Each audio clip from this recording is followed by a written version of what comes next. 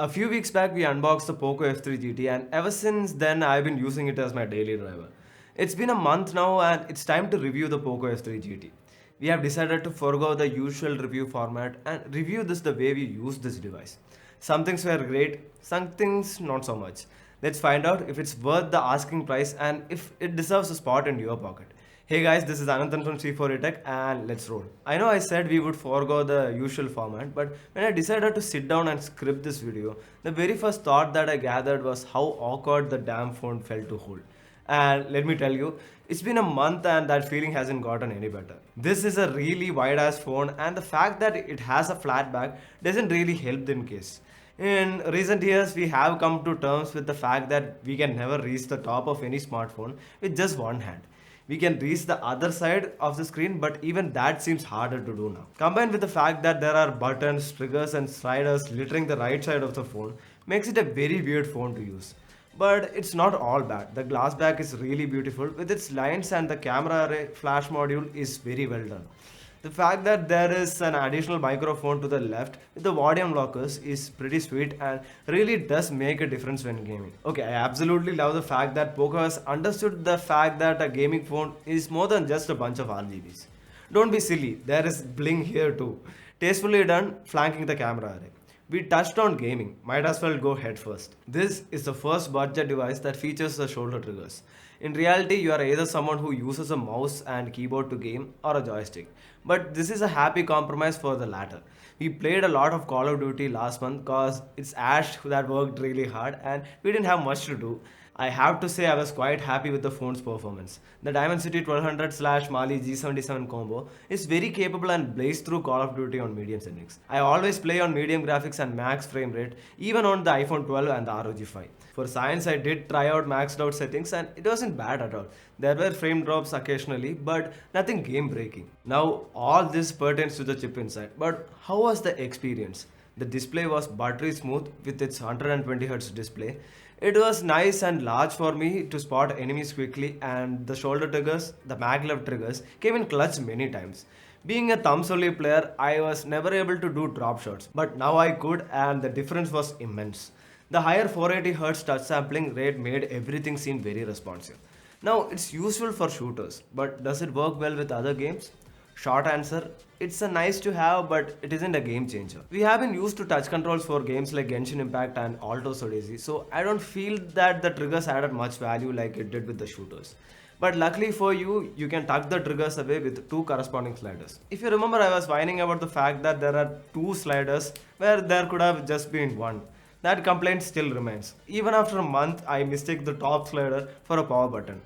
But it's so satisfying, right? For what it's worth, Genshin Impact was playable in all but max settings. The phone never got hot while gaming, but there was significant battery drain while gaming, which I suppose is understandable. The 5065 mAh battery could get me through a whole day on a single charge if I kept gaming around for an hour. Video watching and media consumption in general don't have too much battery drain, but all this is offset by the fact that you have a 67 watt fast charger bundled in the box. The Type-C cable is also right-handed to sit flush with the sides, letting you use up while gaming.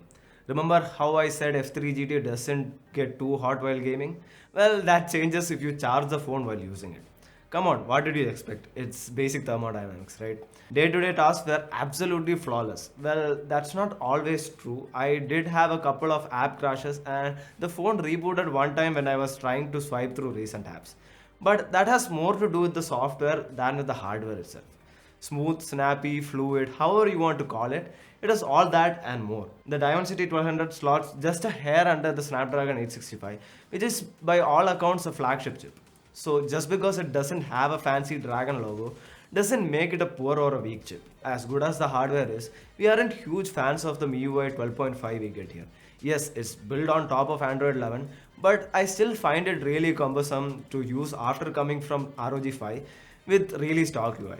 For the adventurous people, please flash a custom ROM. Having said that, the POCO F3 GT doesn't have ads baked into the UI, and I can't tell you how happy that makes me. We aren't gonna go deep into the software mainly because we don't like it and we have already done a lot of videos covering this UI. So search away. What I love with this device is the attention to detail. We have an IR blaster. because we have the unfortunate habit of misplacing AC remotes, and an IR blaster helps with that. You can control a lot of electronic appliances with an IR blaster, so I like it. The additional microphone is a thoughtful addition that makes a tangible improvement while gaming. Although most people use headphones with mics in them, there are many headphones that come without microphones, so a thoughtful addition. What is not thoughtful at all is the omission of the headphone jack and expandable storage. I can make my peace with no micro SD card slot, but a gaming phone without a headphone jack is like a button of a bad joke. We have 5G, but only in name. Support for two bands does not make a 5G phone. I can't believe that we made it this far without talking about the cameras. Our cameraman took the POCO F3 GT for a small road trip to get us some lovely pictures and videos for the review, and this is what they came up with. Have a look at it before I start yapping and also enjoy the music.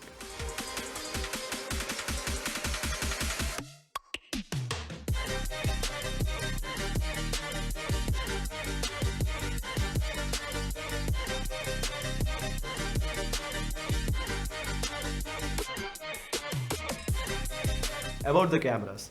So, where do I get started? At this point, we all know that gamers don't care that much about the camera performance in their phones.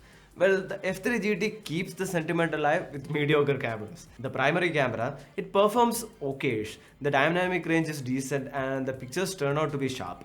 About sharpness, the processing on the phone is really meh.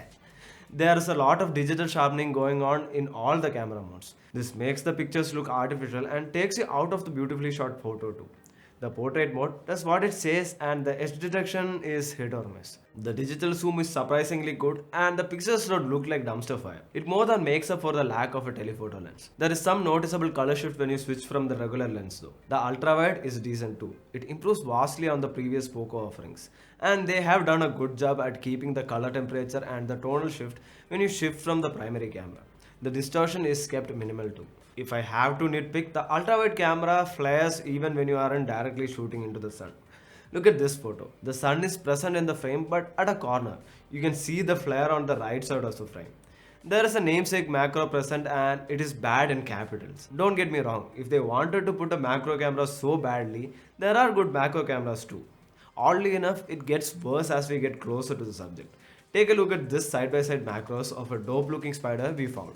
The macro on the Mi 11X easily beats the POCO F3 GT. Flipping the cameras around, the selfies are pretty serviceable and look decently sharp. There's nothing to write home about. The video performance too is subpar at best. There's always frames dropping when shooting at 4K 30 FPS and the digital sharpening makes a return here too. And my god, the autofocus sometimes refuses to latch onto a subject and the jittery focus ruins the video. The 1080p 60 and 30 FPS are decent too and comes with the same set of problems. Now let's quickly recap and see what this device has to offer. Good build, Gorilla Glass Y, sweet looking badge with eye-catching camera layout, good battery life and brilliant charging speeds, good performance and gaming experience, excellent implementation of sundries barring micro SD and headphone jack. Software, it's a little meh. All this shapes up to be a really interesting offering in a time when everyone is rebranding and copying stuff from one another. On its own merit, this is a phone worth buying. But sadly, this decision cannot be justified in a vacuum. There are offerings like the Oneplus Nord 2 and POCO's own X3 Pro to consider. They each have their own merits and aspects that are better than the POCO F3 GT. However, as the end user, you need to decide if gaming and the positives of the device are important to you and if you are willing to overlook the shortcomings of the device. In all honesty, if asked for a less diplomatic response, I would say hell yes, I would get the F3 GT in a heartbeat if that's where my budget led me. So with that, we get to the end of this video. I hope you guys enjoyed it. Please like, share and subscribe and do join the conversation in the comments below. Until next time, this is Ananthan from C4A Tech. Ciao. But it's so satisfying, right? I could do this all day.